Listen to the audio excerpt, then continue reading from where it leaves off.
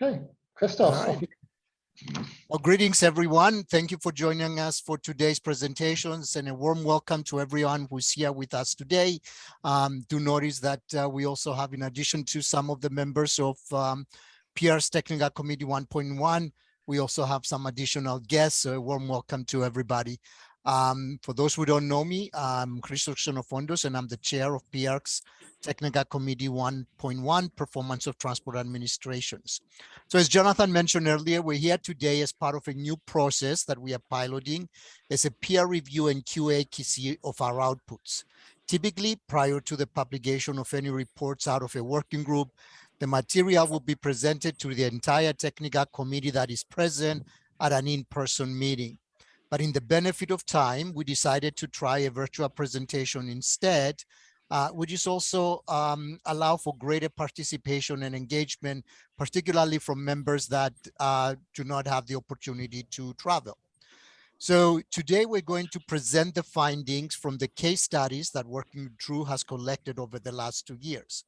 As a reminder, Working Group 2, which is being led by Jonathan Spear and Anne-Séverine Poupelier, has been focusing its work on the role of transport agencies in shaping disruptive technology and service models. As the case studies and findings are also relevant to some of the AASHTO and NCHRP projects, we have extended an invitation to our peers from there to join us. As background, Technical Committee 1.1 has been very busy during this cycle with a number of deliverables already published. All of these published deliverables are available at PR's website for free download. Working Group 1, which is led by Alan Colgate, Ilaria Coppa, and Diana Belden, and is focusing on understanding how road and transport administrations are measuring the efficiency and effectiveness of customer experience and public value creation, has recently published their own case study analysis report on customer experience. Working Group 2 has also previously published its survey report and private sector roundtable reports back in June, and the intention is to publish the case study summary report by the end of the year. As part of the work of Working Group 2, they have extensively collaborated with IATR and its president, Matt Doss, which is an associate member of Technical Committee 1.1 on regulatory and private sector issues as they pertain to emerging and disruptive technology. Working Group 3 is led by Anna Wilperson and Alex Weicher, and is looking into organization of staff and human resources, and has already published their literature review on diversity and talent management in early 2022. Before I turn it over to Anne-Séverine to take it over and talk about the work of Working Group 2, I really would like to express our gratitude and appreciation for the excellent work of Nathan Higgins, one of our associate members, and for Slalom for their support in order to be able to do this. Also a big thank you to all the folks that have helped us with the production of case studies for their agencies and organizations. Really, without the collection of the case studies, it's impossible for us to do this. So a big thank you to everybody. Anne-Séverine, over to you. Thank you, Christos. Thank you for this nice and full introduction. Indeed, with the Working Group 2, we focus on the disruptive transport technologies. And as you said, before I start, I would also give from my side a big thanks to Salom, and in particular to Nate for all the work he has done on this analysis of our case study. So Nate, thank you very, very much. We are together pleased to present you today the conclusions. As Christos said, the conclusions of 12 case studies on disruptive transport technology. Nate will go through the analysis of it with specific highlights, and afterwards we would like to give you all the floor to give some feedback so that we can finalize this work and take it in our technical report. Next slide, please. These are some, as you know, disruptive technologies and service models.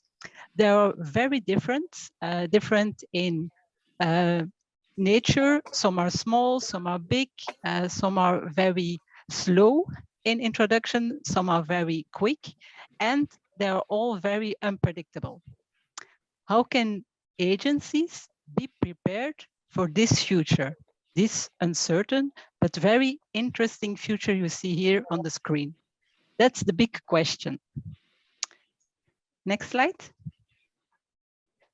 This is a little bit the program for the next hour. So after the short introduction, we will go through all the learnings of the case studies, and then we will try to propose some conclusions which can be discussed in this group. Next slide. This means a lot of challenges, many difficult challenges to take. Next slide.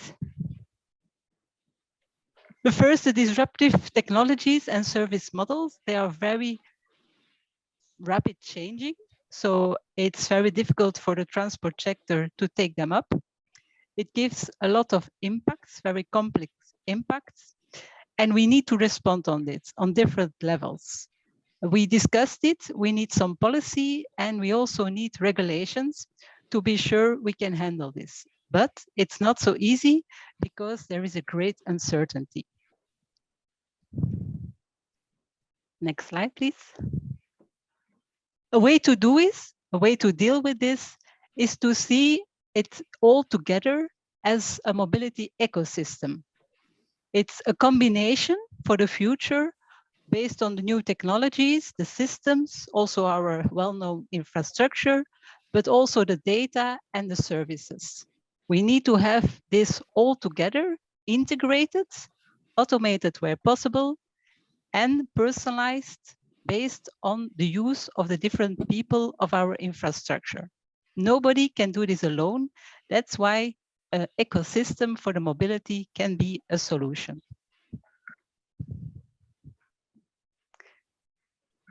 This ecosystem will be radically different from the approach of the agencies today. The agencies with the physical infrastructure, the transport systems of the 20th century. So we need agencies, public agencies with a mind which is very open and which can tackle this all. We need them to be proactive on innovation. And we see that today there are different levels of agencies. Some are already very proactive, but others, they wait and see what happens in other countries at other places. The question is, what is the best way to do? Because some innovations go very quick and disappear, others are very important. So there is not one correct way to handle with this. What is sure is that we can learn from each other. So a benchmark is very interesting to put in place some policy, some regulation, as said before. Governments and organizational arrangements can help the agencies to make the right decisions.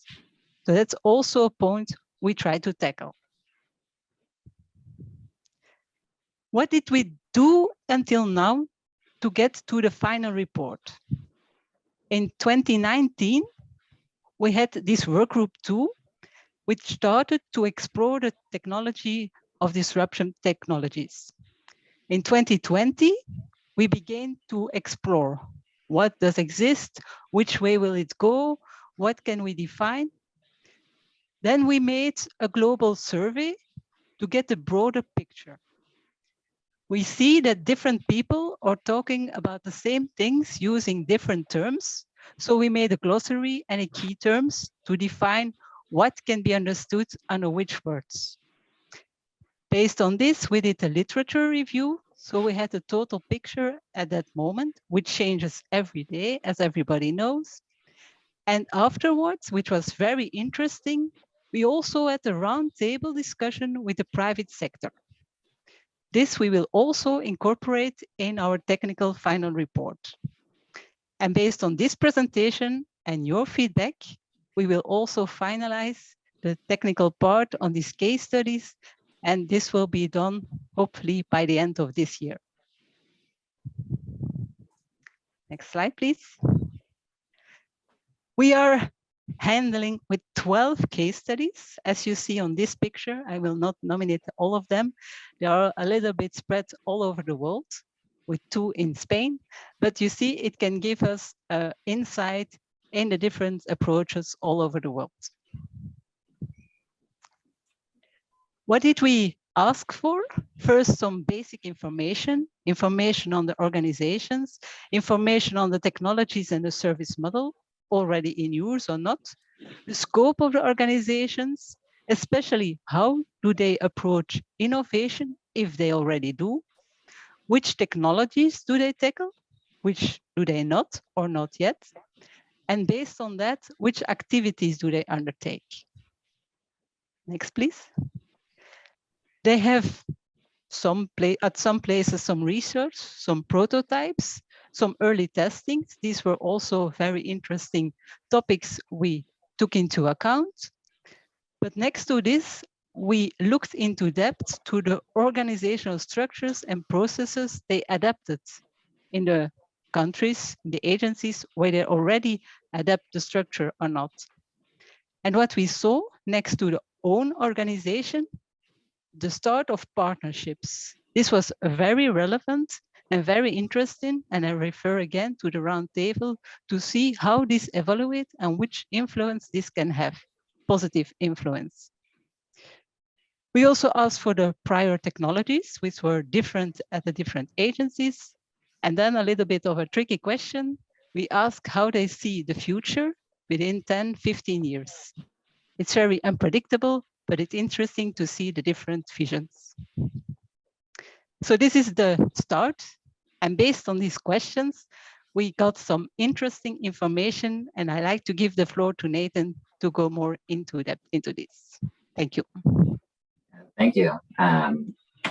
So what we, just to lay the groundwork, beyond what Severin was saying, that the agencies that we spoke with had a good mix, but most of them were large agencies, 5,000 or more staff, and they owned and operated, maintained, constructed most of their facilities. We also covered different geographies, representing the map around the globe, and also different modes, mix of highway, transit, multimodal agencies, but also a mix of national and regional agencies. Which is interesting because they cover different, they have the ability to do different things with those different kinds of geographies. We asked, given where you are now as an agency, which technologies and service models are of most interest to you? The top technologies that we heard consistently across the board of these 12 case studies included connected and automated vehicles, electric vehicles, digital asset management, digital highways, and next generation intelligent transportation systems, data platforms, and analytics. I think because of the regional and national level, there was less focus on micromobility. That tended to be the focus of municipalities, for example. But also there was less focus on urban air mobility and future transit systems across all of these case studies. Another note that we found is that all of the agencies focused on remote work, but the remote work actually wasn't done within the transport agency. It was done by a more centralized IT function within the government. So as we asked, okay, so these innovations and disruptive technologies are coming, which organizational approaches have you been considering and are you practicing? And have you experienced? So this is our summary list of those. Some agencies experience some external influence. So where a political leader will create some sort of direction and say that you as a transport agency must have all electric vehicles in your fleet by 2035, something like that. Other agencies have been working on including disruptive technologies and innovations explicitly in their agency visions and strategies. Other agencies are looking and reorganizing their organizational structure. I'm getting a little background noise. Are you all? Let's see. Seems to have quieted down. Okay. Or organizational structure. So there is a number of different ways that transport agencies have changed their organization to accommodate, including one-person shows, Nathan, I'm just going to mute everybody because there's some background noise. You just need to put your mic back on when I've done.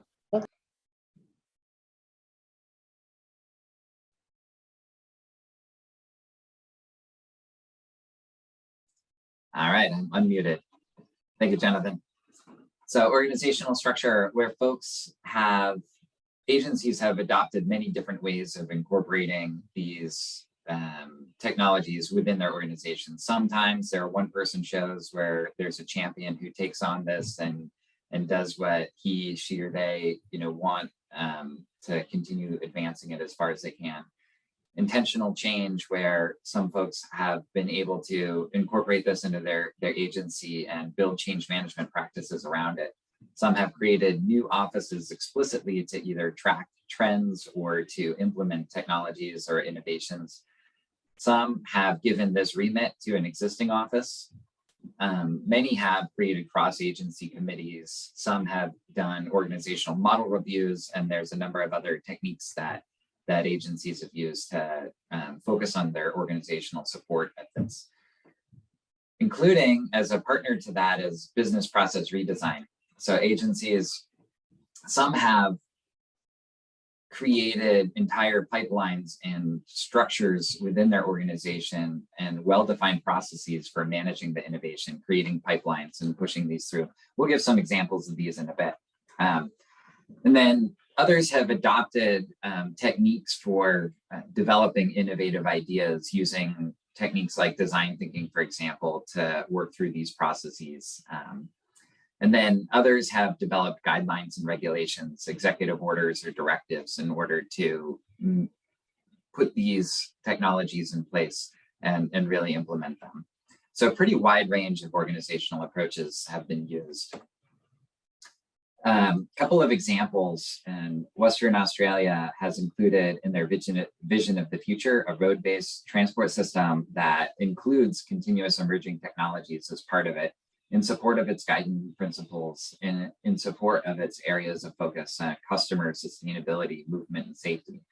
So as a way of incorporating it into everything that they do, they bubble up the emerging technologies concepts and innovations into their overall strategic vision. Sonral in South Africa has used and created a systems-based model for innovation management, where it incorporates the knowledge of folks at the center of it, but then goes through a connected but in parallel process of developing strategies, performing the research, developing the innovations further, measuring outputs, outcomes, uptake, and measuring the impact of it as part of its pipeline of innovation development. Infra Sweden is a public-private partnership where there's academics, private and public sector working towards basically an innovation center that has 5 focus areas, connected transport infrastructure being one of them, but also looking towards improving productivity and quality and maintenance of transport infrastructure, all in support of its vision to have a sustainable transport infrastructure that achieves climate neutrality by 2045. So this again is looking at innovations and connectivity and new technologies in support of this broader sustainability vision and working across agencies. The Flemish Agency for Roads in Belgium has developed an entire organizational framework with a 3-legged stool of the project management office, a change lab, and an innovation lab that works through a process of developing the ideas, identifying which ones should be prioritized and invested in, and then starting to implement these things through intentional organizational change practices so that the innovations do take hold. Then we asked, okay, so this is what you've been doing as an agency and what you've been focusing on. Now starting to look ahead, which technologies and service models do you think will be the most impactful on your agency and in transport in the future? And we put these things into 3 buckets. The first, agency-owned technologies. where agencies can own and operate and maintain these technologies and have more control over them. And these include electric vehicles, an agency's own fleet of electric vehicles, for example, intelligent transportation systems, Internet of Things, processors, digital asset management, design and construction, digital operations and traffic management, and mobility as a service using one's own fleet again. There's over on the right, the non-agency owned technologies. So these are things that agencies feel are going to be the most influential, that they don't have control over, that they are watching and looking for the private sector to make their changes. But these include electric vehicles, connected automated vehicles, mobility as a service, and other business models and technologies like that. In the middle, there are some agencies that are working through public-private partnerships where the agency owns part and the private sector owns part of the innovation. These include things like signal systems, digitized roads, robotic production, and other kinds of technologies. Just a few examples of these that we wanted to highlight. Over on the left is Madrid Mobility 360, which is a government-owned built app that runs its micromobility, but it's really fascinating because it's multimodal, but also it is made in support of the agency's overall objectives. So for example, if you were to park outside on the outskirts of town and take a bus into the city center, the app will know that because it's geospatially aware, and it will make your parking free. And so I think that's a really nice example of how you can use technology to support agency goals. Over on the right is some pictures from Mobilidata, which is a program that looks to create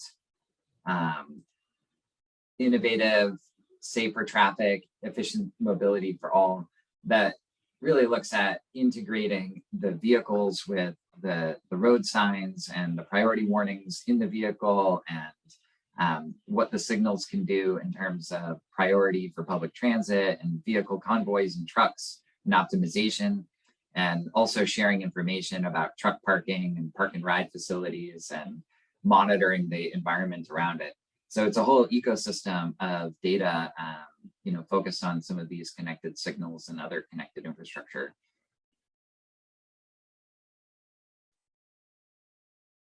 And then when we get into, okay, so these are some really great examples of the technologies and ways that you've explored them, but what other research, testing, pilots, and service models have you explored as an agency?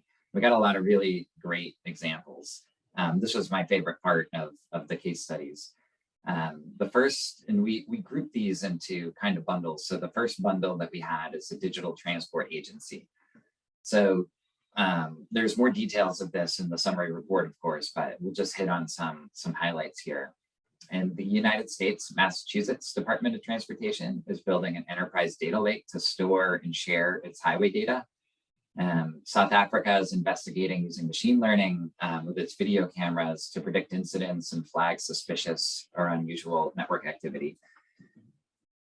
Flanders Agency for Roads and Traffic is exploring using digital technology in vehicle data to get condition of the roadways. And Sweden is collecting information on slippery roads using passenger vehicles.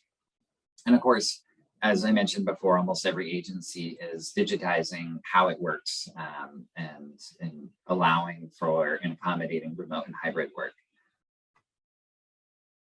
For connected and autonomous vehicles, there are programs out there. Connecticut is launching its first pilot of full-size bus automated vehicles on its owned and operated 9.5 mile limited access busway.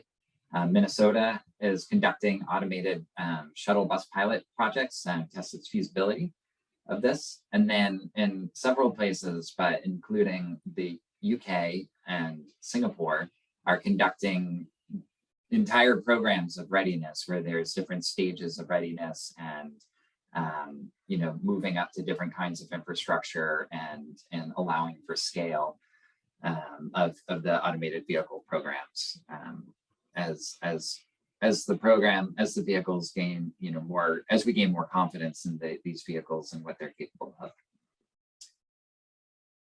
There's a bundle of connected infrastructure examples out there as well.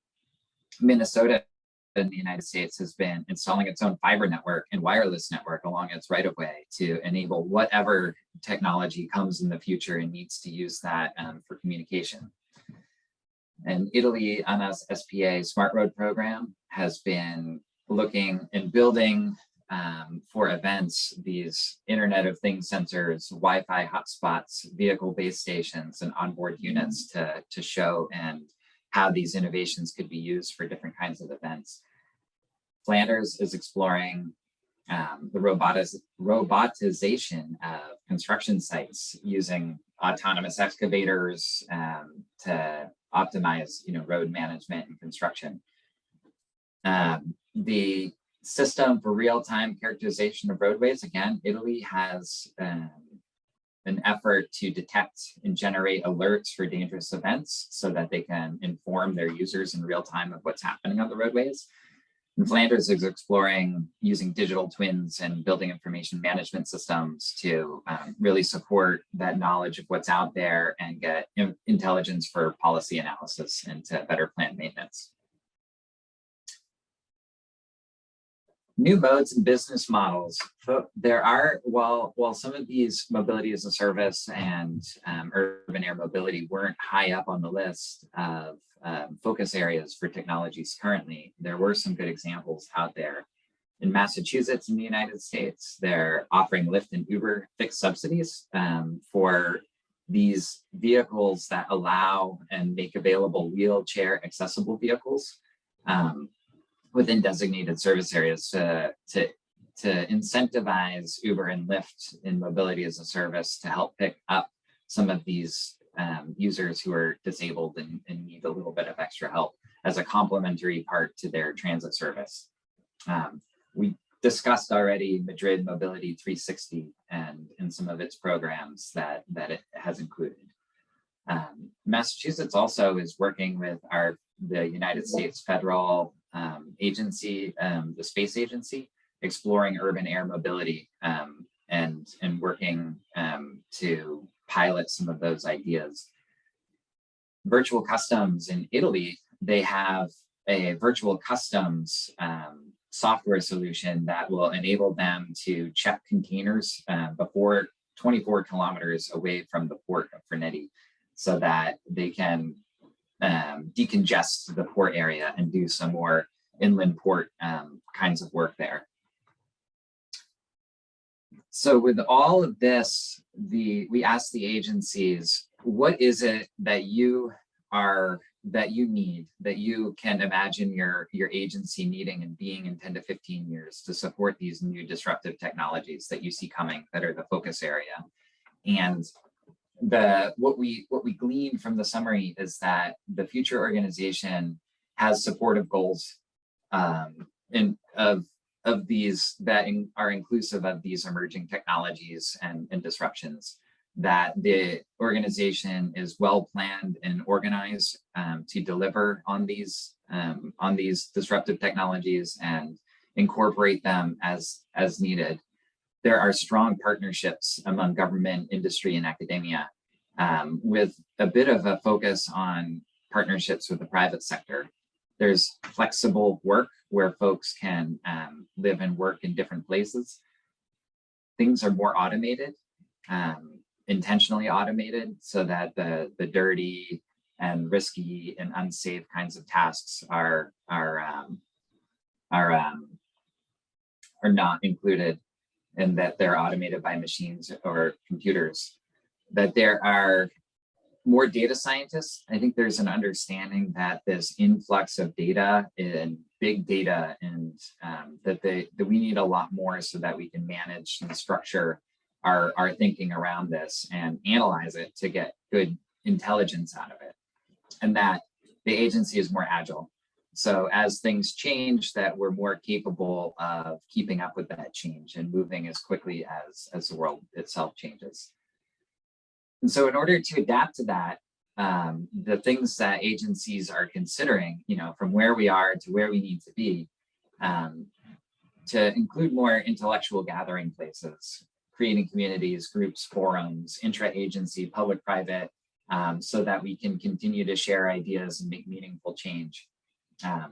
That we should look for formal remits, appointing officers, creating offices, being really intentional about how you use your organization to support these kinds of innovations and technologies. And that includes reorganizing.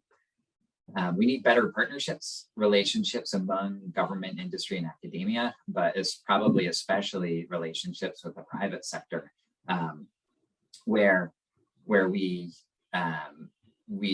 see that as especially as important, given the work that we did with the private sector and listening to them and what they need around regulation and that their willingness to collaborate and cooperate, given the right kind of ground rules and understanding of what's required. Scaling up people who are currently within our organizations, we need to make sure that they have the training necessary to live in this new world. So innovation, change management, design thinking, communications, networking, coalition building, and digitization. We also talked about data analytics before. And then workforce, hiring a workforce, changing job requirements and understanding how the workforce is designed to support the reorganize, the formal remit, the intellectual gathering, and the new skills. And then ultimately this management support, where people, resources, communication, we can make a business case to management so that we have a C-suite champion or more to really continue to push and drive on these things and make these big changes that are necessary in order to adapt to the future. So, and Severin, I want to push it back to you to talk about conclusions and next steps. Yes, thank you, Nate. So we saw these 7 points Nate was pointing out on what the organizations need for the future to be still relevant and to exist with all the things that are coming up. And we saw also 7 points what need to be changed to reach this. So 14 very important things to remember. But what can we add to this? Next slide, please. We see that there are different technologies and new service concepts, and they are always changing. So we have to understand that the need for a strong learning mindset of all the participants, all the people in the agencies, all the partnerships is very important. And we also need a strong partnership to make sure that all these changes can be tackled together. Therefore, the agencies need a good governance and standards to help them to tackle this. And what's also very important, which came out of our discussions, is this last point on this slide, that are the stakeholders and the end users. It's very critical. Agencies, we do it for them. So we need to take them into account in all these changes. And as we know, it's very unpredictable. It requires trial and error. Different times we have to try it again and see what it will give, what it will mean for the end users. Next, please. And as in many change processes, like this is one, communication is very important, but not communication out of the blue. We saw that when there is a strong business case and the communication on this business case is good, it works better. So we need this communication on these strong business cases, but we need also the support of the top management on this. If we want to change something based on these innovation technologies into an organization, into the broader picture of the ecosystem, we need the support of the top management. And it's useful, again, when we have this strong business case. Overall, we need to change. We need to enable innovation. For some technologies, it will happen. For others, it won't. But we have to dare to try. I think with this, we can conclude. And here you see the total ecosystem. So we would say, take into account all the opportunities, also the threats based on these technologies are coming onto us, and do this together with all the actors. And as a key actor, we don't have only the public sector, but we also have the private sector with this focus on this customer, on this end user. I think this picture makes it all a little bit visible. And with this, I think we can conclude. But before we go to the final report, again, we would like to have your feedback. And I would like to thank all the members of our working group who make possible to have this presentation for you. Thank you. So the floor is yours, and we would like to listen to your feedback.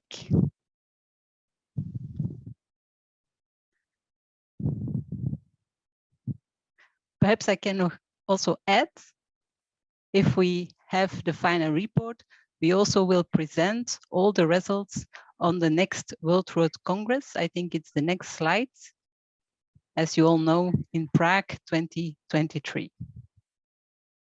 And with that, I will really conclude and take the rest of the time to listen to you all together with Nate and Jonathan. Great job, Anne-Severine, Jonathan, and Nathan, really bringing all of this together. So, as I said earlier, and as we said, the reason we did this today was really to solicit your feedback on, the conclusions and the results. So please ask questions, raise your hand, and and don't be shy. Ask any questions that you have, and we'll be happy to elaborate. Are there already some questions in the chat, Christos? Because I can't see it here. No, not that I don't see any questions, just some of, and please do introduce yourself in the chat. Don't be shy.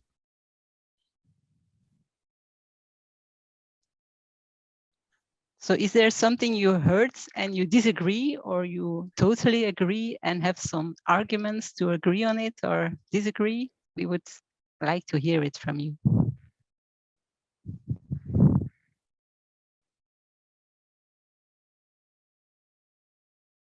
Well, we have a shy audience today.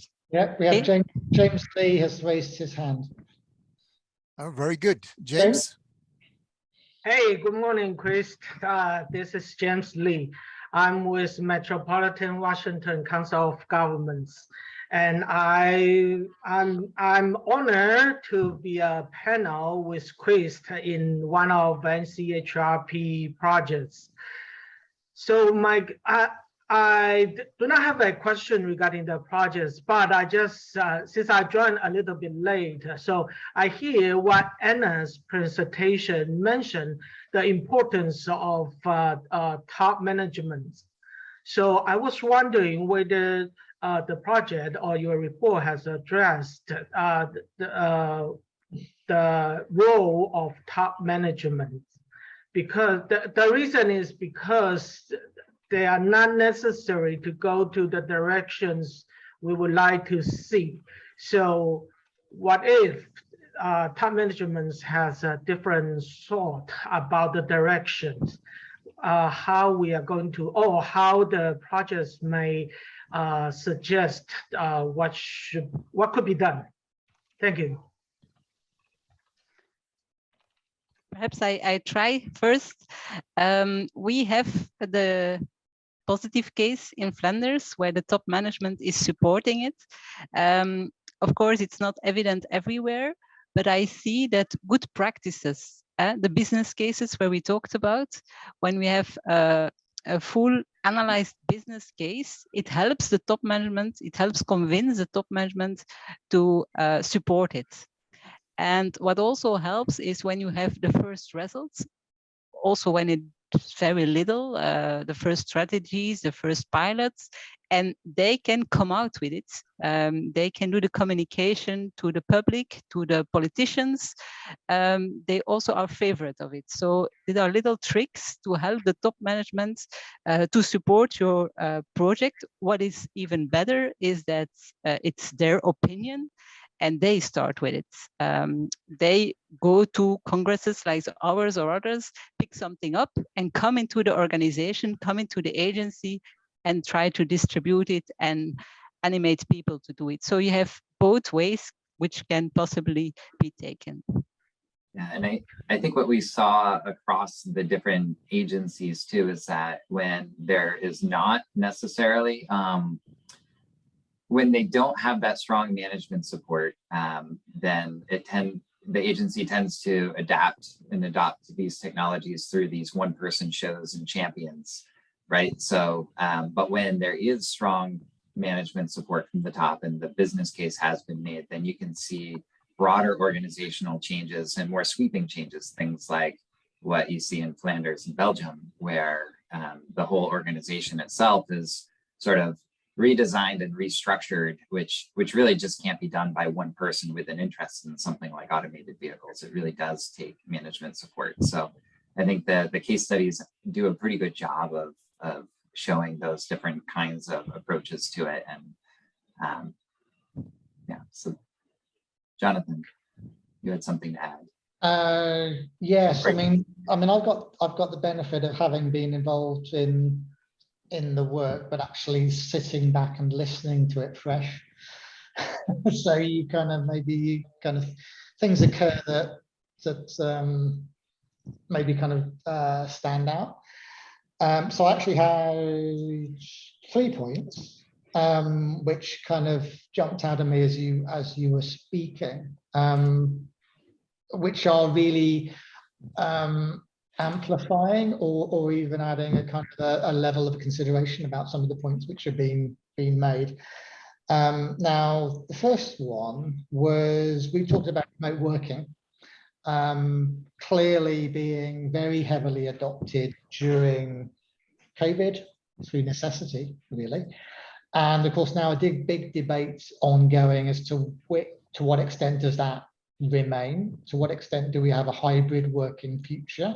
To what extent do we all go back to the office? All of that. And that's an ongoing, and we're not quite sure where all of that is going to land in the medium to long term, because we're still working it out. But what struck me in terms of the discussion about remote working is how it's being seen as an internal management issue or organizational issue, as I say, out of necessity during COVID initially, and now and I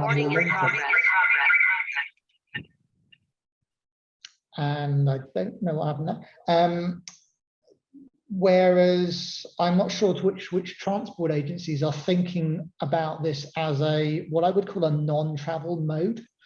So in the same, so basically we plan physical movement, transport between different origin destinations, but actually not traveling and doing our shopping online, working from home if we're in the office, is actually a policy intervention.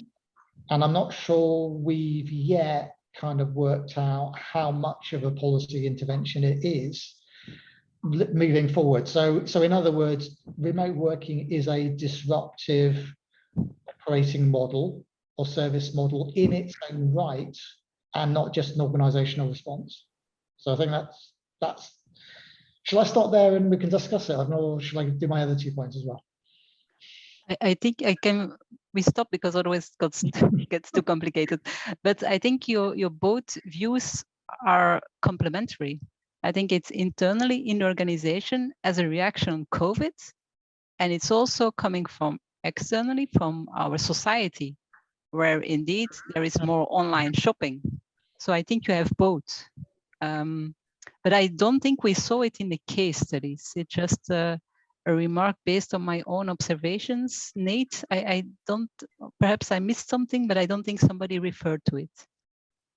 No, I don't think that, no, I don't recall anybody referring to it as that. We didn't talk, the case studies didn't really get into using these tools to change the performance per se, right? So like using electric vehicles to reduce carbon emissions, or using remote work technologies to change how often people travel and how far, things like that. It was more about how they adapted to these things and what their organizational response was. So actually, I think the NCHRP project that James and Christos are part of is more intentionally looking at some of those, because I was formerly part of that project too when I was at Cambridge Systematics, and that was something that we were considering there is, what levers can you pull to change performance out on the system? So, but we didn't much get into that here, but it's totally a valid, interesting question. Yeah. So if you look at things like triple accessibility planning, as transport planners, we're pretty good. Maybe as land use planners, we're not bad, but as digital infrastructure and connectivity planners, we're only starting. I think that's sort of the point I would make, which is probably a topic for the next cycle, to be honest. The next point, actually, I'm going to jump to the bottom here, because I'm going to contradict myself. I love a good business case for anything, because otherwise, you can be wasting money on all manner of things. However, what popped into my head as you were talking, and I know Alan Colgate, not on the call, but has presented on this at our TC meetings. There is a weakness of the business case approach, which is business case means business as usual. So to some extent, you set parameters which are based on a conventional way of operating rather than fully disruptive or totally different model that no one's ever thought of and really changes everything. So in other words, trying to do a business case for a disruptive technology is actually a contradiction in terms, because the business case itself is out of date because it refers to a way of doing things which may be quickly outmoded or overtaken by the disruption. Two specific examples of that: if we had done a business case at the end of the 19th century on road transport, we would have come up with, we need a faster horse. We might not have come up with a motor car. Another example, no one anticipated the iPad. No one really thought, why do we need tablets? We have computers and we have mobile phones. We don't need this thing in the middle, until Apple basically created a market for it. So the business case didn't exist, but Apple created the business case by rolling out what they rolled out. So it's just a qualification, I think, of the business case approach, that sometimes you've just got to accept that there might be something out there that is completely revolutionary. It breaks every rule you can think of, and therefore there is no business case for it in conventional reasoning. But it's the thing that's possibly going to change everything in the future, because it's really the revolutionary thing that kind of disrupts. That's less of a question, more of a comment. So shall we stop there? But even though when there is a disruptive new technology, it is there, it is not adopted yet, and you have to tackle it as an agency. So you make, based on the information that you have, although it's very new and uncommon, you make a business case, and you can start, because you have to defend it for the top management or the politicians or whatever. And ongoing, you just adapt your business case. You pick up new things, and then you make a version 2, a version 3, but then you have something as a method from the past, but influence from the future. Or in this case, the business case to take a closer look at it, and maybe to do some pilots and some trials, because to find out whether or not, you see, so you might end up spending $10,000 on something, but the business case is to determine whether you're going to spend 10 million on something, or whether that 10 million would be a waste of time.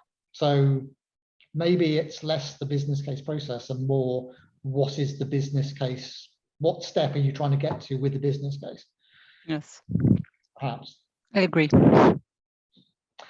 And then the final point was this public-private partnership thing, because again, with the kind of the whole Working Group 2 program, we have actually had a private sector roundtable with IATR at last year's IATR annual meeting that Matt Dowse chaired and moderated very well. And we had 10 private sector disruptors, innovators like Waymo and JB Aviation and Lime and a few others.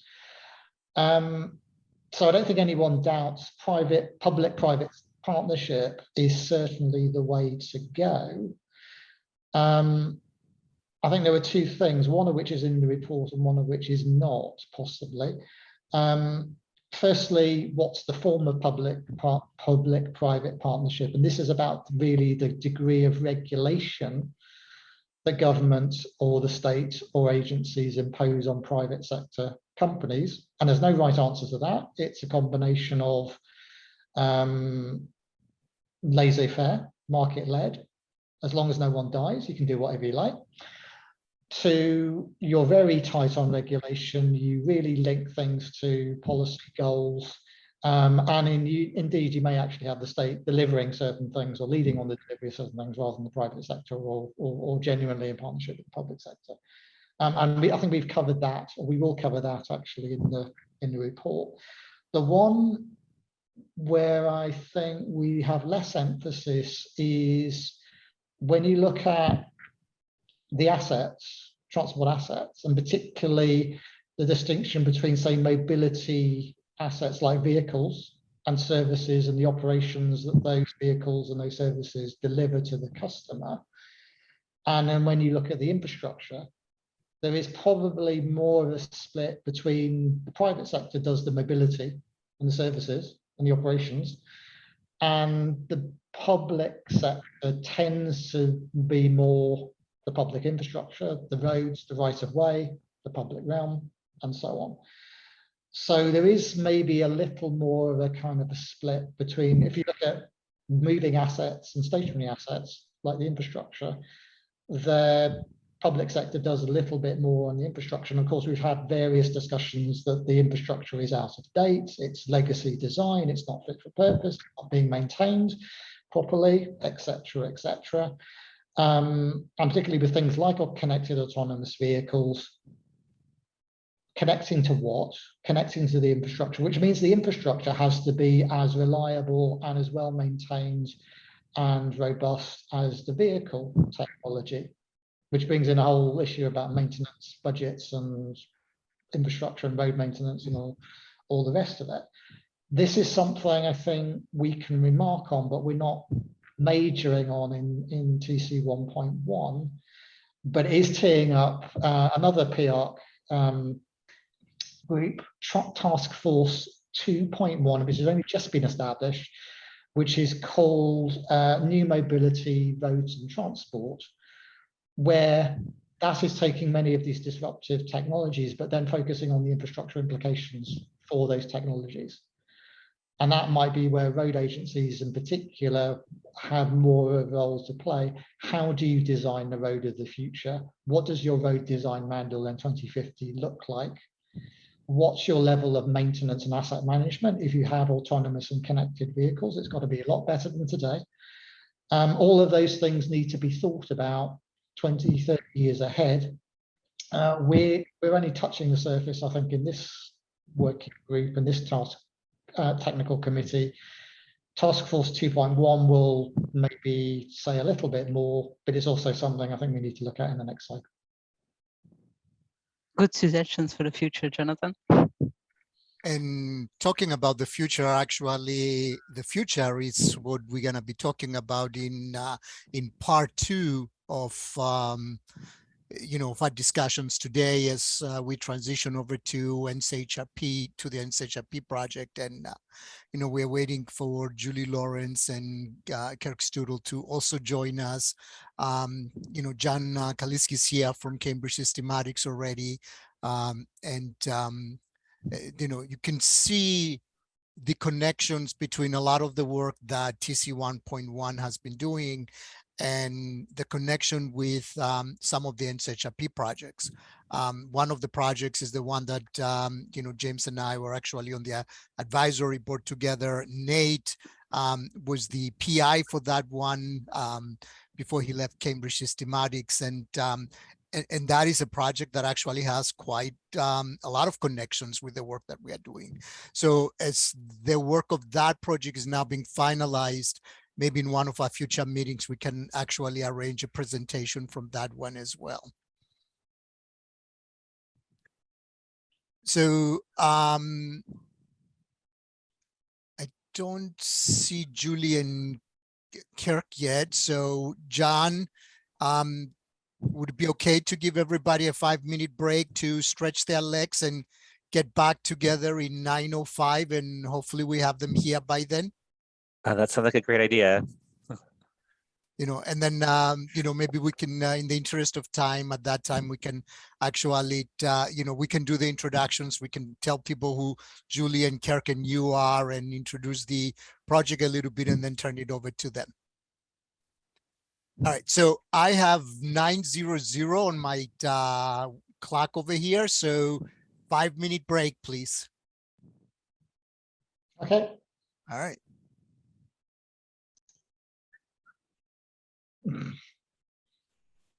So once again, a big thanks to Jonathan and Severin and Nathan and Slalom for all their hard work, for leading Working Group 2 and their willingness to pilot this new process of really doing a peer presentation through Zoom instead of waiting for the in-person meetings. It is now my pleasure to introduce Julie Lawrence, Secretary of Kansas DOT, Kirk Studel, Senior Vice President for Econolite and retired Director of the Michigan DOT, and John Kaliski, Vice President with Cambridge Systematics, who are going to give us a presentation on an NCHRP project that they are working on. In particular, AASHTO leadership has initiated a visioning process through the NCHRP, and for the non-Americans, NCHRP stands for National Cooperative Highway Research Program. And it's a program that it's funded through state DOTs. We pulled our funds together, and it's being administered by the Transportation Research Board and the Academy of Engineering and Sciences.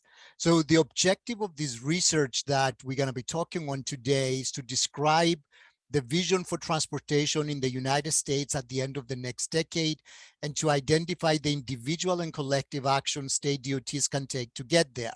So it's being overseen by the CEOs of 7 DOTs. And, as we're going through all of this and keeping in the back of your mind some of our own discussions in PARC relative to the transport agency of the future, you will see a lot of the shared themes and interests between the work that we are doing at PARC and the work that is being done under this. So, if you would allow me to do a formal introduction for Julie Lawrence. She was appointed by Governor Laura Kelly in January 2019 to lead the Kansas Department of Transportation.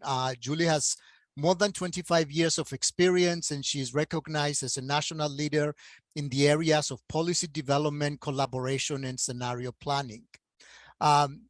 Before that, Julie had directed national engineering firms, strategic consulting, and public engagement services for transportation projects at the local, regional, and national levels.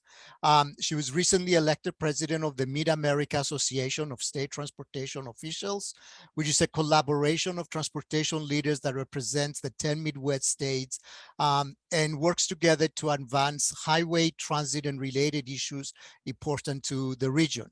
She also serves on the executive committee of the Transportation Research Board and is chairing the Council on Aviation for the AASHTO. So also, on Kirk, Kirk is now Econolite Senior Vice President, responsible for leading the company's transportation system group, including its subsidiary Cavida. But prior to joining Econolite, Kirk was the director of the Michigan Department of Transportation since 2006, and he oversaw MDOT's more than $4.7 billion budget and was responsible for the construction, maintenance, and operation of nearly 10,000 miles of Michigan's highways, more than 4,000 highway bridges, and overseeing an agency with 2,700 employees.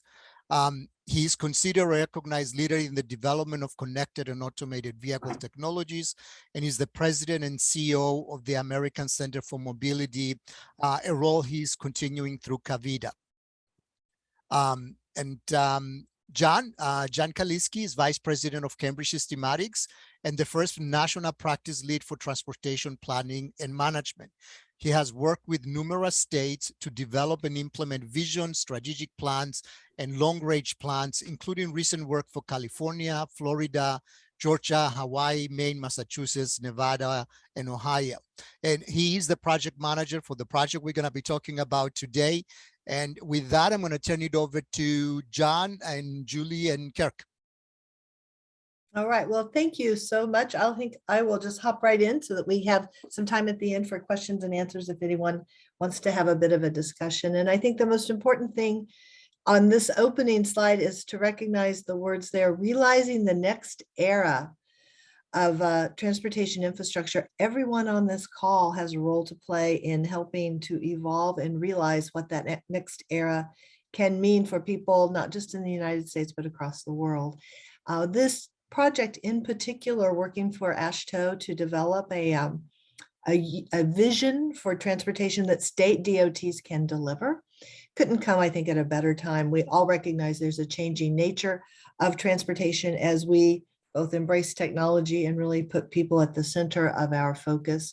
We have additional funds and funding certainty through IIJA, the Infrastructure Investment and Jobs Act, that was approved by Congress, signed by the president. And this is very consistent, the work that we're doing to advance the work of the AASHTO strategic plan. So taking what the association looks at and really operationalizing it across the nation through state DOTs. Okay, John, so the next slide. So I'm very pleased to be with you today to talk a bit about this project. And as a beautiful frame, I look back to John Kennedy, and you don't have to be a president to have big aspirations and to realize that we choose to do things not because they're easy, but because they're hard. And when you have a big goal, it can serve to organize and measure the best of our energies and our skills. And we can take on a challenge, the one that we're willing to accept and are unwilling to postpone. And so it is that combination of urgency as well as a recognition that we can evolve and do more when we work together that has really been the fuel for this visioning work and help set us up, John, for the next slide in terms of what we are seeking for project outcomes.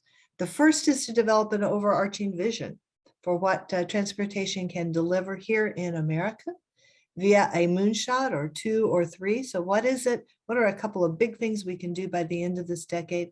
And I would suggest equally important, all three of these frames, what are the strategies, range of actions that each state DOT can deploy to move in that direction? So I think we recognize 52 different state or territory agencies. We all come to this place in different ways, and we have different political context, different physical context. So the work that I might be able to do in Kansas may be very different than what can be accomplished, to say, by Russell in Georgia, or maybe, Roger in Washington DOT. But if we are all working toward the same end goal, strategies that align, recognizing maybe in Kansas we are not as technologically advanced, but Russell in Georgia is, we're moving in the same direction. And that becomes then really the creative power, or as just said from ERTCO last week when I was at ITS World Congress, what we're looking for is 1 + 1 = 3.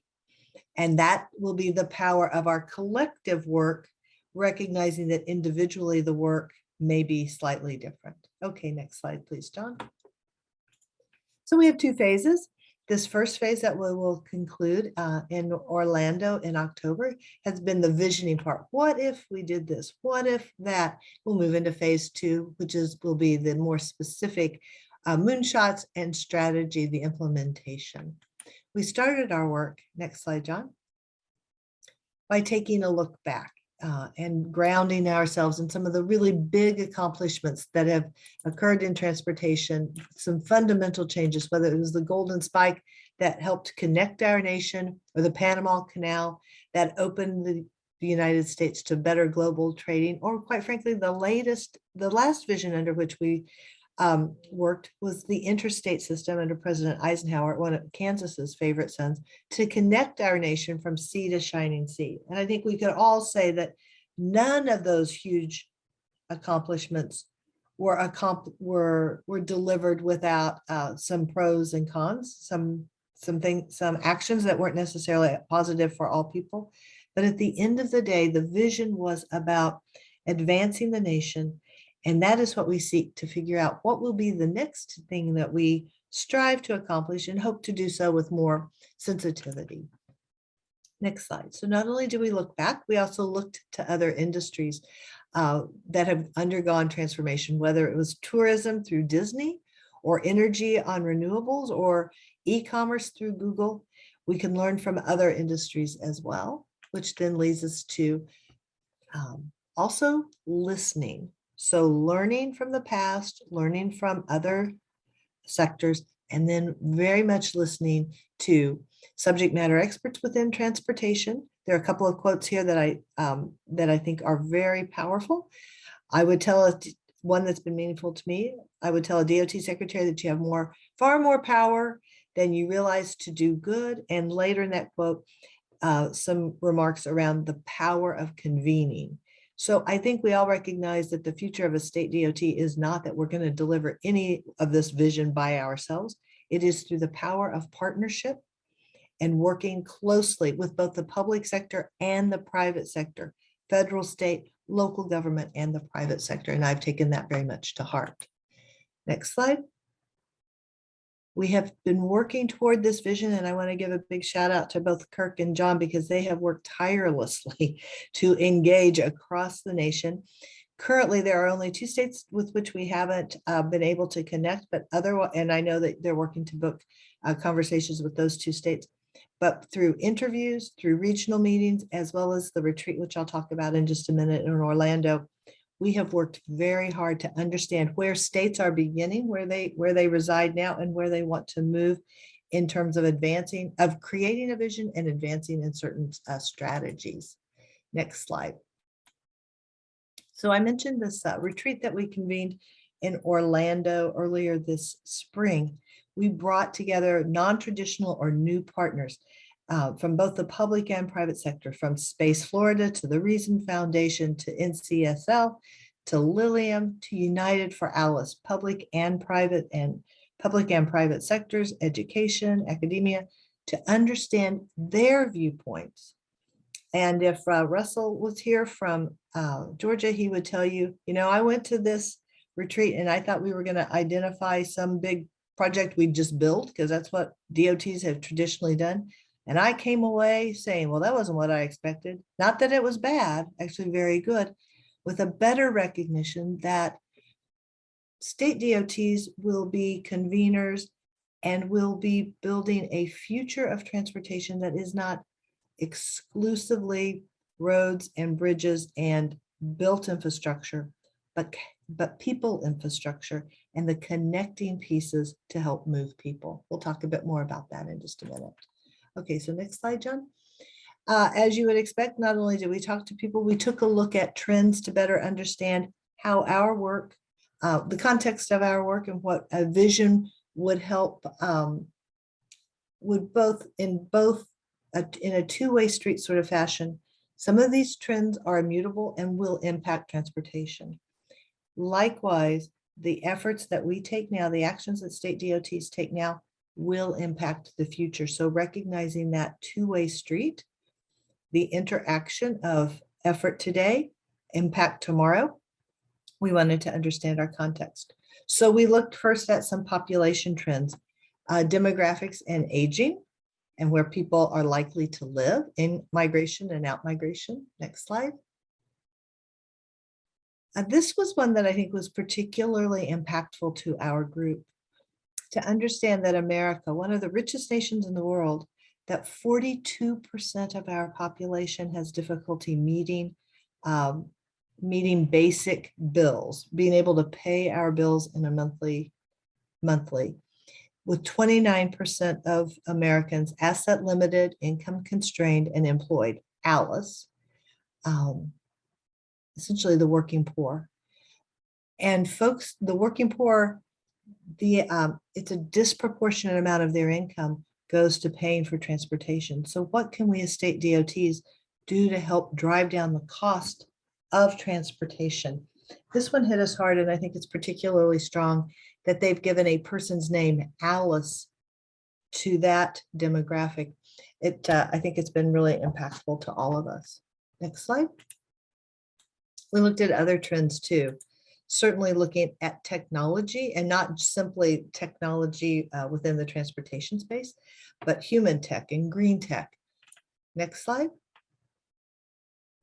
We also looked at our Earth. So for example, as we look at declining aquifers, it will impact where certain crops are grown and perhaps the way some of those crops need to be delivered to market.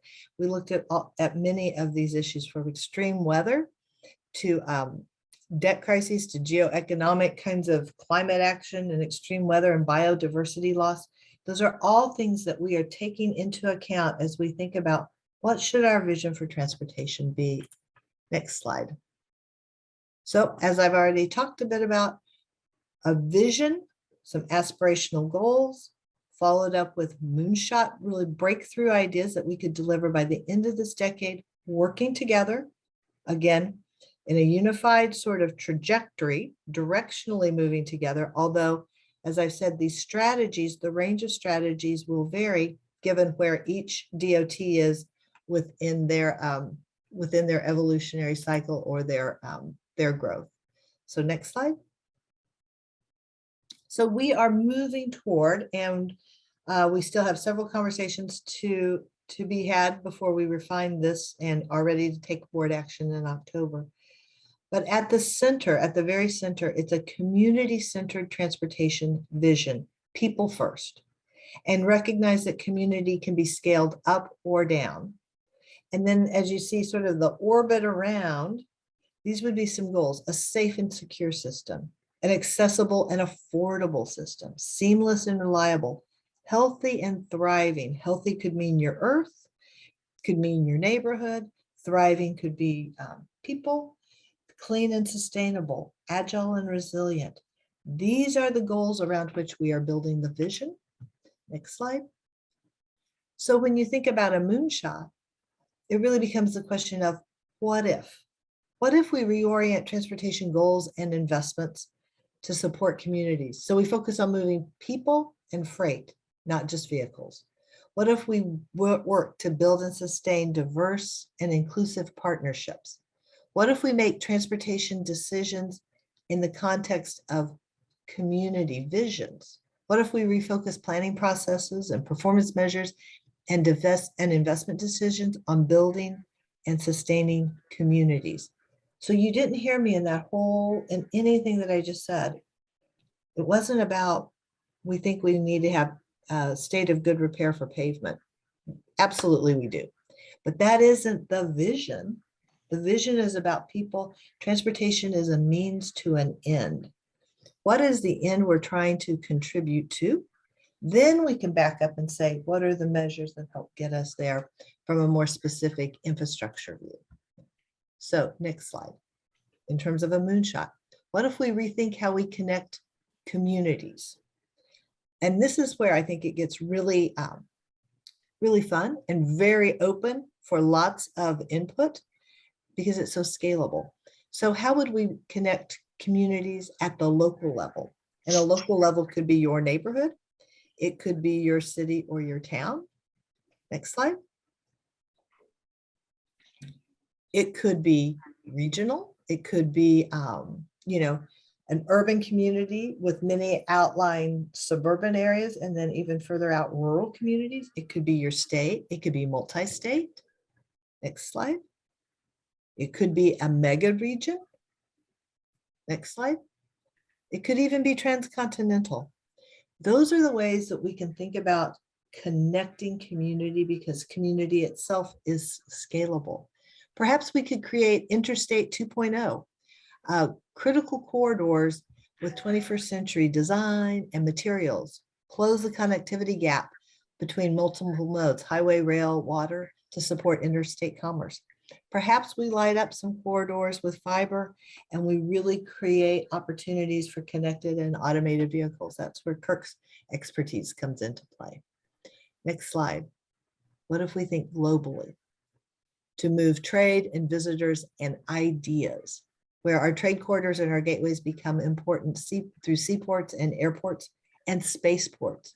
I'm happy to lead the Council on Aviation. And so we are not talking exclusively about surface transportation. We're also thinking about, air vertiports and that sort of thing beyond just surface transportation. Next slide. What if we reinvent how transportation systems are operated and managed? So a transportation 4.0 solutions, application of technologies like automation and connectivity and artificial intelligence for transportation through public and private collaboration. It's one thing we saw so very clearly when we were in Orlando and we had a great deal of private sector involvement. DOTs will need to evolve the way we see our role from simply building and operating. And I think we're absolutely on this trajectory. It's what's led to this project. But how do we harness the power of public and private sector working together and serve as collaborators and perhaps directors of energy and not just the building portion? Next slide. What if we refresh how transportation systems are powered? What if we electrify? Kirk says this a lot. What if we just electrify everything? Next slide. This is one that I particularly appreciate. How do we redesign systems for customers so they experience transportation in an entirely different way? I wake up in the morning and I look at my phone to decide, how do I want to get to work today? Do I want to ride my bike because it's nice outside? Do I need to grab an Uber? Or, is there some fixed route service that's available? I think what's really interesting about that whole mix is, yes, there's technology, but also the cost of how you provide a lot of options has to be considered. And how do you provide it at a cost that, how do you provide lots of choice for people in a cost-effective way? So lots to explore there. Some questions are easier to answer than others. Next slide.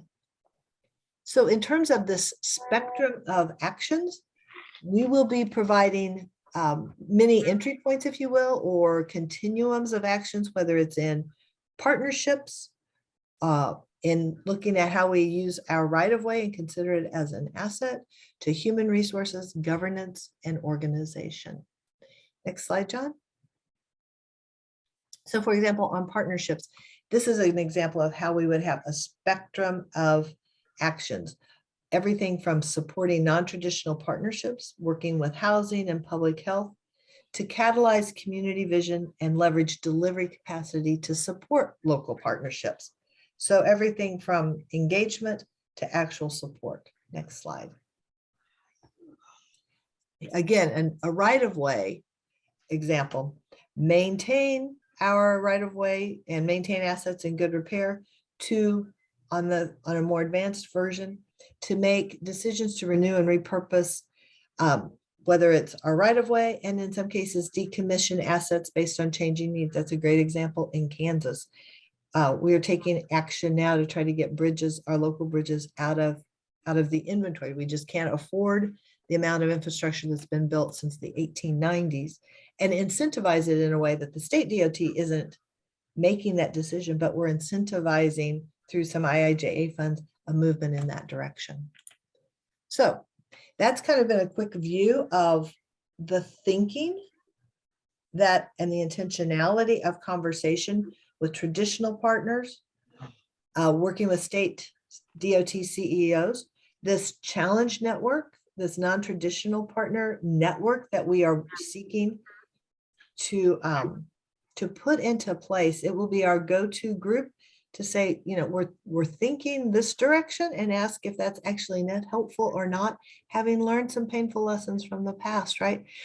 we want to make sure that that people that we don't traditionally coordinate with have a larger voice than they ever have before. We'll bring this vision and the implementation framework, not all the specific strategies yet, not the specific moonshot, to the board in October. Quite frankly, I think the vision and the strategies are a little easier to understand. It's really firming up a couple of moonshots that I think will be the most challenging, but it's through conversation and listening, collaboration, that I have every confidence in the world that we are really in a place now, uniquely the state DOTs, to work together to move forward in a way that moves not just each state, but really the nation, the national interest forward. And I'm really quite pleased that I was invited today to speak with you, and I'm happy to take any questions. Julie, thank you so much. This really is amazing. So pleased that you are able to make it and to hear the work that's been taking place under this. It actually confirms some of our own work on PARC as we've been doing it. And I was so pleased to see that the new DOT, as the new moonshot, it's actually putting the public in the center. For our work in PARC, and actually also we started this discussion as part of the AASHTO Committee on Performance-Based Management in redefining our North Star. And this is going back, a good, 2-3 years before the pandemic. And for us, the new North Star seems to be no longer infrastructure based, but it's society and people. And some of the things that we have learned through the work that we have been doing through PARC, particularly, is that as public agencies, everything that we do needs to be providing public value to our societies. So to actually see all these synergies between these and the work that we have doing, it's very gratifying, and it's really good to see the thought process that is going through, and that we have so many state DOT CEOs working on this. From my perspective, and having more than 35 years in transportation here, I would say the biggest moonshot that you have already accomplished was that you put society and people in the middle. We have been so infrastructure focused over the last decades. We keep saying that we used to be the Department of Public Works and we became the Department of Transportation, but maybe what we really need to be looking for is, are we the Department of Mobility Management, or, in the future? So to see that all of a sudden we're not, our infrastructure, which is critically important, of course, because it allows everything to function. It's no longer the center of our focus, but people is, and our society is. It's really the greatest moonshot, I think, that you have already accomplished under this project. Now, I don't want to monopolize the time, so let's open it up for questions and comments from everybody else. Please raise your hand and we'll give you the floor, and we still have plenty of time for questions and some discussion. So it appears there are some questions in the chat. Should we maybe address those? So, so we start with Susanna is asking, is reconnecting communities the end game, or what ifs the end games? Okay, that's a great question. So reconnecting communities is an example of a moonshot. So the end game, I would say, is very much more about advancing communities, creating communities that are successful based on the definition of success of that community. So I think that is a weird place for state DOTs to be, because we have for so long said, no, we're going to deliver this particular piece of infrastructure and it's going to have this particular kind of metric. And now we're trying to say, what do communities want? How do people want to live their lives? And then what is the infrastructure that allows them to live that way? And then how do you define a performance of that particular system that's acceptable? So I think it's sort of a rethinking of definition of success, which is not at all to say performance metrics aren't important. I'm not saying that. I'm just saying the way you get to a performance metric, maybe we have to start with a couple of additional questions first. And part of that follow-up question that gets into the, reconnecting the communities, how do you see the relationship between state DOTs and local governments evolving to address these what ifs? It's a great question. So we talk about in Kansas that there are our success is based on three things. First, on partnership and developing more options so that we can solve more problems. And so if you take a problem-solving approach to working with communities and you recognize that, you're going to be more successful in solving problems if you have more options, it means that the state DOT way isn't always going to be the only way. But I also recognize that sometimes there are rules and regulations that prescribe the way that we can work. So for example, in Kansas, we are sharing almost all of the new IIJA bridge money with locals because county bridges are in much worse shape than state bridges. But I am not sure that every state has that option. So flexibility is really important from the federal, state, and local level to make these relationships work. So if everyone puts community or people at the center and you're trying to solve those problems first, and you kind of can check your ego at the door, things will be easier to deliver. Recognizing, and I'm not naive, recognizing that there are rules and regs and other restrictions. So doing the best you can within the constraints you have today and recognizing if you need to make efforts to change some of those constraints will certainly be a direction we have to take over time. Thanks, Julie. This is Susanna. Christos, after, if there's time, I have one more question, but I can see there's some additional questions in the chat. So otherwise, Julie, I may contact you offline. Sounds good. So let's go to a question from Maria Eugenia, from Spain. My question is, how do you involve civil society as part of this challenge network? And are they involved in decision-making at early stages? Yes. So the challenge network, as we've outlined previously, was about, I don't know, Kirk 29, 39 organizations, but that's not, and those are representative, but I think it's incumbent upon each state DOT to involve traditional and non-traditional partners early in decision-making to frame up what the goals are, what are the measures of success, what are resource allocation decisions to be made.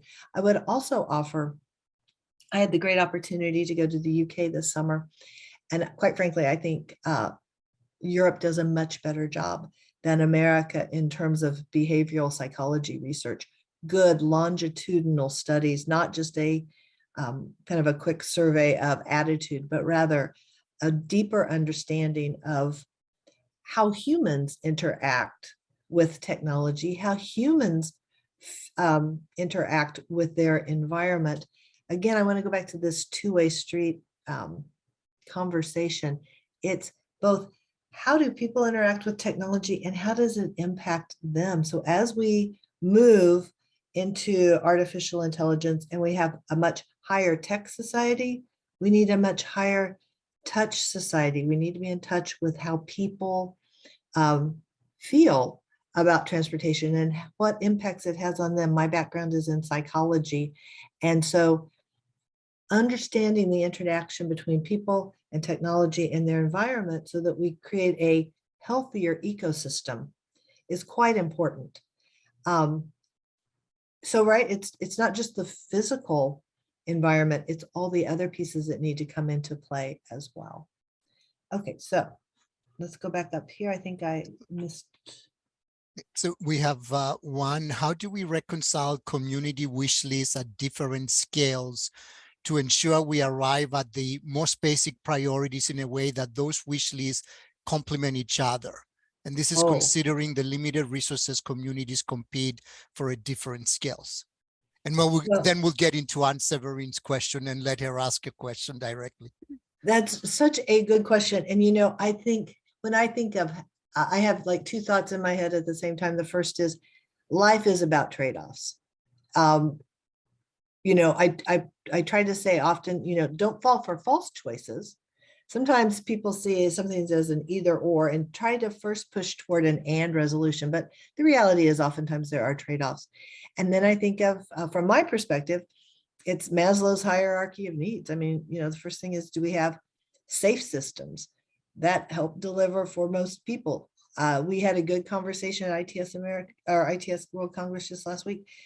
Choice is expensive. So we have to think about, there are lots of difficult sociological kinds of questions that go into trade-offs that I think we haven't always, as state DOTs, taken that broader view into account when we do our trade-offs rather. So it is possible to do cross-asset allocation and cross-asset trade-offs, but then you have to bring in the people part as well. And I come from a very big rural state. It is incredibly hard to provide a transit system at really low density. So those are the kinds of things we have to think about, is what serves the greater good, but also you can't just rely on that to not have to advance and think differently. So I don't have an easy answer for you, but the best way to reconcile differences of opinion, I would say, is to get those opinions in the room and hash through those in a process, in a rational process. Avoiding discussion isn't the answer.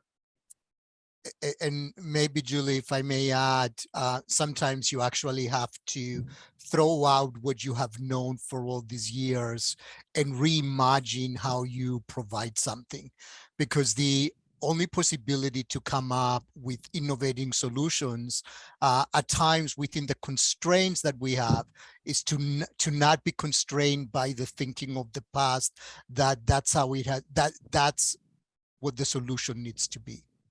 Right, which was very much what we tried to do with this project at the beginning, was to say, what have been some big, huge advancements? What are trends we face now? What can we learn from other industries? And I'd like to bounce over. Kirk, if you'd like to offer a perspective around these questions, I'd welcome that. Sure. Actually, I think these are tremendous questions. And Julie, I think you really hit them on the head. You know, it really, to me, it is about beginning the discussion and really meaningful discussions with the communities. There's one question in here about how do you consider the limited resources, considering that they're competing for those limited resources. And I think that's a very fair question. You know, to me, this isn't about each community coming in with their huge wish list that says, okay, here's what's going to make us happy. It's a two-way street. There's a conversation that says, okay, well, here's what we can reasonably supply. Now, how do we help meet those demands, understanding what the community is looking for? I think this is, Julie, as you've outlined these, this is the beginning. It's kind of an evolution of where we started with context-sensitive design. You know, and I think there was a question a little earlier. I think Annie mentioned it about a customer focus. Then we shifted to complaints. Then we started with complaints, then accessibility, but it's always was about adjusting infrastructure in place. And I think she's exactly right. It's turning it up on its head to saying, what should we really be doing, and then work backwards with the resources that we have and say, how do we address that? And in my mind, it's not all at once. It would be great if you could solve all the problems at once, but maybe there's multiple steps, right? If it's limited resources, maybe it's phase one gets part of the way there. Phase two gets a little further, and phase three maybe is the culmination of what everybody's looking for. I will share a really simple example, but in terms of starting to shift some thinking. So in Kansas, every community wants a 4-lane highway, because if you're on a 4-lane highway, you think somehow you've gotten like the golden ticket to economic development. Well, we can't afford to do 4 lanes everywhere across the state. What we can do, though, is do passing lanes, which are a good safety, which are a less expensive safety improvement. We can get those out faster. And then you don't have the maintenance cost isn't as high. And we're now building lots of sidewalks in communities, which are low cost improvements, but it can be a real boost to a community, not just in terms of safety and walkability. Those are important, but also community pride. If you live in a small town with no sidewalks or really lousy sidewalks, you know, it says something about your community. So we are trying hard to balance perceived economic development with community health, with recognizing our state's health is a system of systems, and does farmers no good if we have a beautiful, and I see Karen is on from Missouri, so I think she could probably relate to this as well. It does you no good to have the most beautiful state highway system if farmers can't get their trucks out of the field across the county bridge to access the state system. So it's a systems of systems view, and sometimes it means the investment needs to be made locally and not at the state level.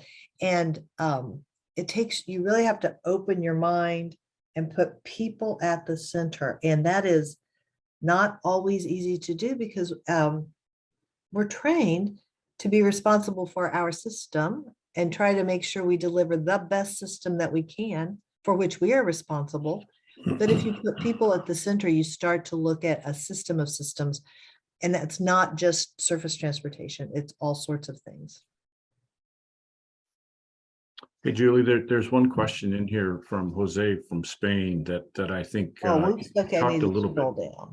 Okay. You talked a little bit about that, and it's you know, how do you keep the rural and the urban in balance? And I think you just really hit that, right? It's understanding the needs of the rural area are different than the needs of the urban area.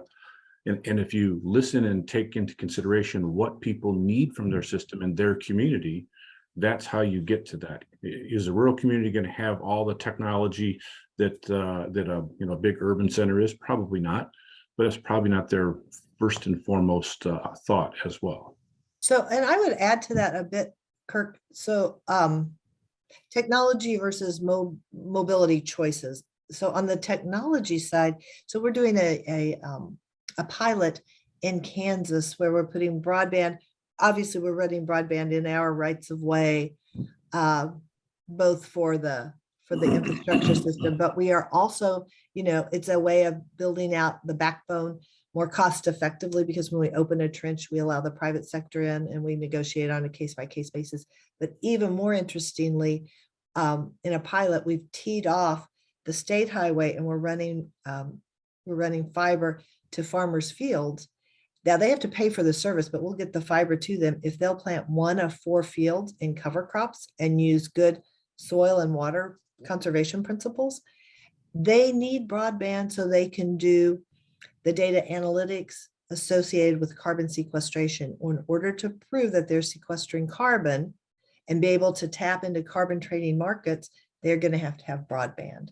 What we have learned in this small pilot is not that farmers are stupid or ignorant. Absolutely not. They're very focused on being cost effective.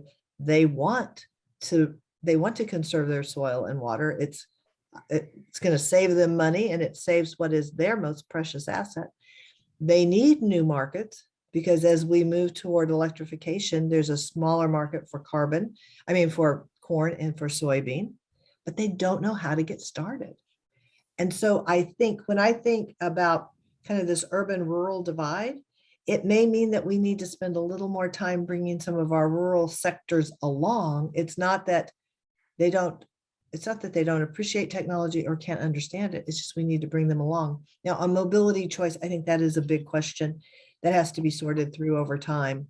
But for example, on drone delivery of high value cargo, medication, blood, those sorts of things, emergency air services, life-saving services, absolutely critical in rural areas, perhaps more critical than in urban areas. Julie, there's the last question from Susanna. Christos, maybe you were going to go here, but this really seems like a good Oh, point I love this to one. shift, This is a good one. right? So Look, where are we going? that's a smart, good observation. How do you keep it evergreen? Well, see, here's the thing. That's why we went to the states. It would be very hard for US DOT to articulate a big vision because half the country would be for it and half the country would be against it. What is possible here is that at the state level, and that's why this is, I think, this idea of a range of strategies, we're trying to move toward more human-focused, more community development. I mean, you know, the words can change a bit over time, but the concept is people, community at the center. How we get there will be a range of strategies that, like I've already said, that states can see them in themselves in both politically and physically. So as long as you're directionally moving in the same, you're moving in the same direction, the various actions can be pulled in a way that helps move you forward, even though, I mean, I don't think anyone's ever going to say safety is a bad idea or improved economic development is a bad idea. Perhaps the weight on some of those words changes, but this range of strategies will allow folks to move in the direction to achieve the broader vision. And that's why I am consistently saying when the states decide to work together, it's really, really quite powerful.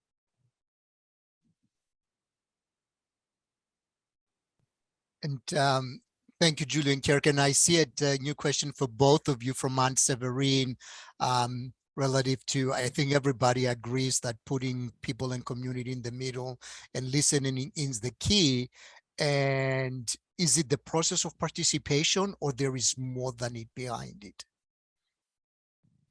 I ask a question because we go from the customer focus to participation. I just want to listen to you, whether we are on the same line or you're already further than that. I don't think listening is the key. Is it for you the process of participation or more than it? So we have infrastructure in the past in the center. We shift to the people and we put them in the center and go in discussion. We feel what they need, search for what they need, and out of that we got the infrastructure. Do you see it as a process of participation, or is this just one tool, and do you see more? Well, if I understand the question, I see infrastructure as a part of community, but not the only part of community. So if I'm not interpreting your question, let me know. But you also have health care and education and food and nutrition, and transportation touches parts of that, but it's an ecosystem, and understanding that transportation part of a healthy community, but we're not the only part. We had a good conversation in our 10-state region that usually healthcare manages transportation to and from the hospital or to and from doctor's visits. Perhaps that's efficient, perhaps it's not. Perhaps if DOTs evolve into sort of a more of a mobility organization, perhaps we provide the service or at a minimum the connection for folks who need to get to doctor's visits, and that's less of a healthcare service and it's more of a mobility service. So I think some of those lines can blur over time. Okay, thank you. It also doesn't happen like, right, no light switch. It isn't tomorrow we don't flip the light switch and it all happens. But I think that sort of and being open to saying, like, you know, if we have more walkable cities, those are healthier cities. It's a growing, I really believe there's a growing understanding of the interconnectedness of our lives, of our infrastructure, of our technology.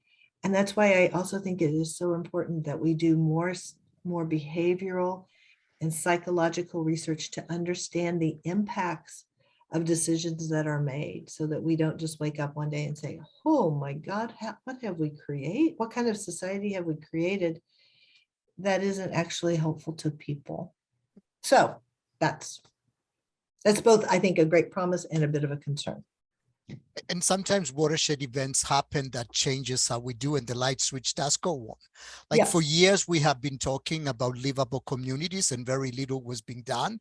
And then all of a sudden we had the pandemic and people, recognized, very, very quickly the importance of having those livable communities and having that extra space to be able to really get out of your house and and dedicate it now to more vulnerable users because you didn't have the vehicles there, and it could have probably taken many more years to realize that if it wasn't for for the pandemic and giving us forget about how we've been thinking about the past, because now you have to react totally differently. So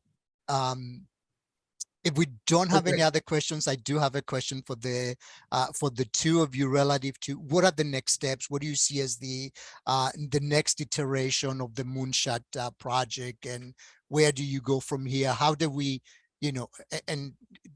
how do you see these rolling out in the near future?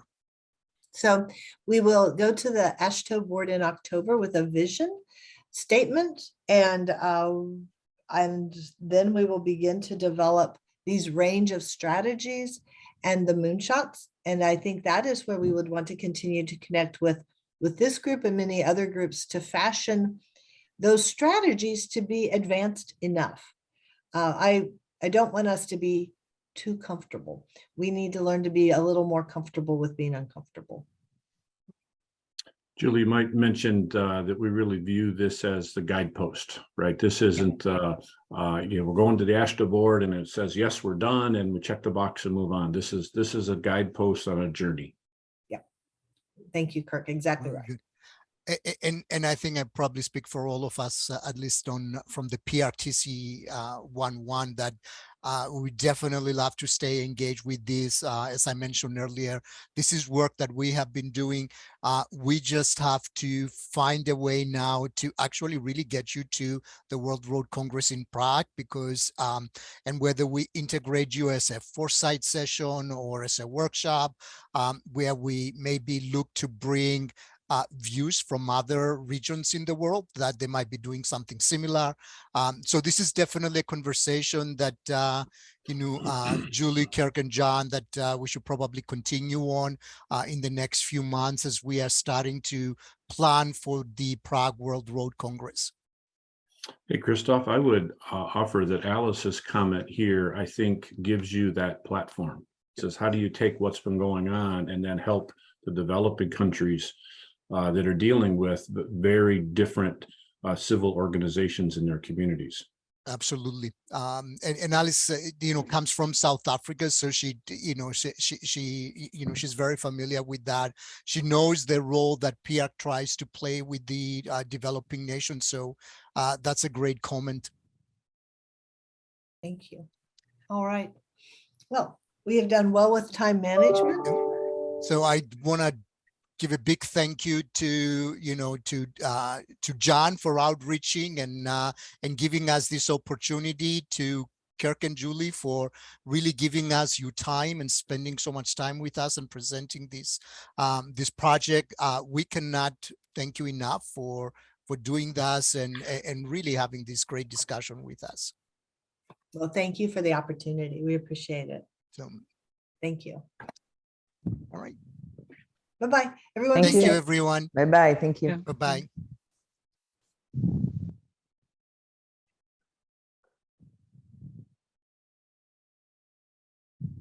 And if anyone from TC11 wants to stay back, we can spend a few more minutes together.